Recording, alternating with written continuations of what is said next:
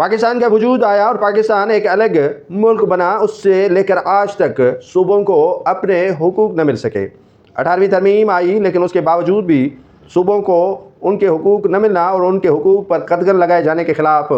سندھ تو کئی دہائیوں سے سراپا احتجاج ہے۔ بلوچستان بھی اپنی جگہ پر احتجاج کرتا ہوا نظر آ رہا ہے۔ خیبر پختونخوا بھی کسی نہ کسی طرح پاکستان کے موجودہ حکمرانوں سے اپنے حقوق لینے کی کوشش کر رہا ہے، لیکن سندھ زندگی مانگتا ہے۔ آپ پوچھیں گے کہ سندھ کیسے زندگی مانگنے کی کوشش کر رہا ہے، تو سندھو دریا پر 6 کینال نکالے جانے اور سندھ کا پانی چوری کرنا اور سندھ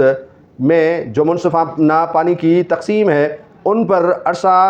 عمل درآمد نہ کیے جانے اور عرصہ ایکٹ میں ترمیم کے خلاف پاکستان پیپلز پارٹی تو سڑکوں پر نہ نکل سکی، لیکن سندھو دریا پر قدغن لگائے جانے کے خلاف پاکستان پیپلز پارٹی شہید ذوالفقار علی بھٹو گروپ مسلسل جدوجہد اور میدان میں ہے۔ پیپلز پارٹی شہید ذوالفقار علی بھٹو کے روح رواں اور ذوالفقار علی بھٹو شہید کے پوتے میر مرتضیٰ بھٹو شہید کے لخت جگر ذوالفقار علی بھٹو جونیئر نے سکھر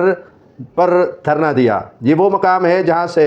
سکھر بیراج نکلتا ہے اور سکھر دریا یہاں سے گزرتا ہے۔ سکھر دریا پر پانی کی قلت اور سندھ کی زمینوں کو بنجر بنائے جانے کے خلاف احتجاج کیا جا رہا ہے، جس میں بڑی تعداد میں کارکنان اور سندھ سے محبت کرنے والے افراد شریک ہوئے۔ جمع غفیر عوام کا ٹھاٹھا مارتا سمندر ہر طرف یہ آہو پکار کر رہا تھا کہ ان کے حقوق پائمال نہ کیے جائیں، ان کے حقوق